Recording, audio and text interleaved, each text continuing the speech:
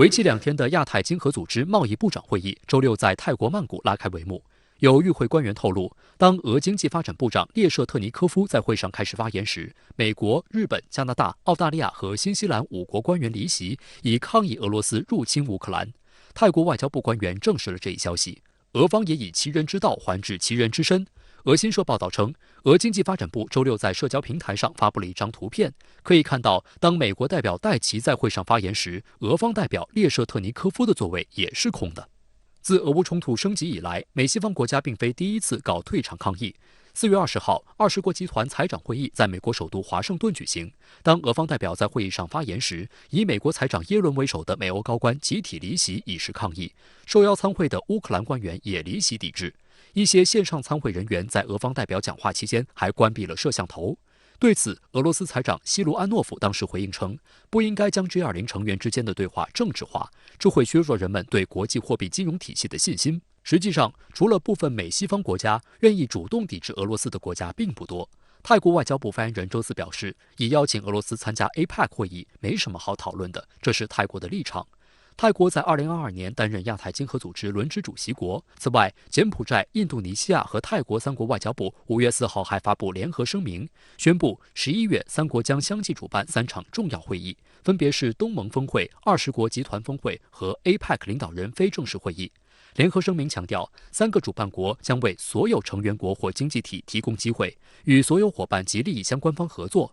日本广播协会对此解读称，这意味着3个东盟国家顶住了部分成员国的压力，间接表态将邀请包括俄罗斯在内的所有成员国与会。它本来就是所谓的西方的这个盟主吧，那么一定程度上可以胁迫西方国家表示出团结一致。美国它动不动以制裁俄罗斯重新来站队，让这个世界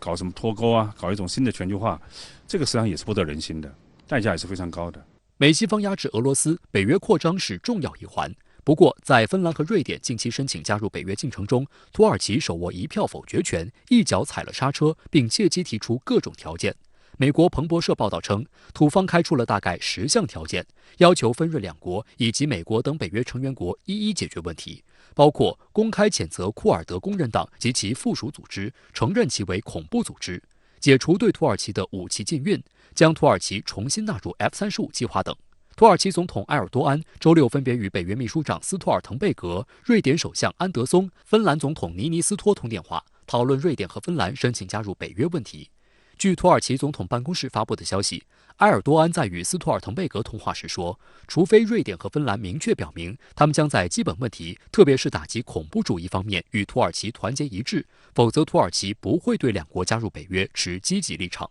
斯托尔滕贝格表示，土耳其的安全关切应该得到解决。埃尔多安在与安德松通电话时说，瑞典应停止对恐怖组织的政治、经济和武器支持，并解除对土国防工业的限制。埃尔多安在与尼尼斯托通话时表示，期望土耳其针对国家安全和人民面临的威胁而采取的合法和坚决斗争得到尊重和支持。不过，芬瑞2国对土耳其让步空间有限。芬兰议会议长马蒂万哈宁周日对芬兰公共广播公司称，芬兰不会接受土耳其改变法律规则并引渡无罪之人的要求。土耳其借机要挟北约的做法也让美西方舆论大为恼火。中东论坛主席、美国历史学家和东方学家丹尼尔·派普斯日前批评了土耳其过去20年来国际政策的方方面面。派普斯总结说，因为在瑞典和芬兰加入北约问题上的政策和立场，土耳其应该被排除在北约之外。不过，土耳其的军事实力在北约内名列前茅，是北约第2大常设部队，仅次于美国军队。而对土耳其来说，保留在北约内部也可以更好地维护自身安全，同时能为其未来加入欧盟做好铺垫。有分析认为，土耳其是想利用芬兰和瑞典入约，把对北约和美国的不满都提出来，争取在他开出的条件上谈判，并获得有利结果。一旦芬瑞进入正式申请程序之后，土耳其会见好就收，也会知难而退。土耳其这些年来不断地跟北约点眼药，跟美国点眼药，就是要显示自己的这个价值，这是他的外交的一个传统啊。我觉得美国也好，或者其他的北约成员国，应该会做工作。他的这些全部的条件不可能满足，但是部分会满足他。使得呢，因为现在芬兰和瑞典加入北约，还是要尽快，不能夜长梦多。芬瑞入约还面临俄罗斯方面的压力。俄罗斯国防部长绍伊古周五表示，芬兰和瑞典加入北约导致俄边境军事威胁增加，莫斯科正在采取适当的反制措施进行回应，其中包括将在西部军区组建12个全新的军事单位。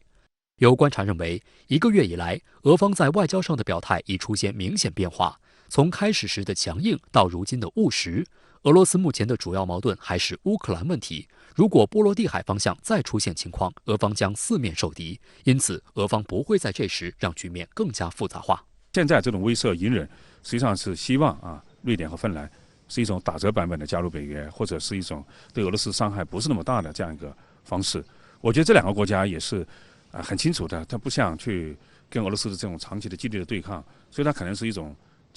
加入北约，追求一种安全感，但是也不想去过度的刺激俄罗斯。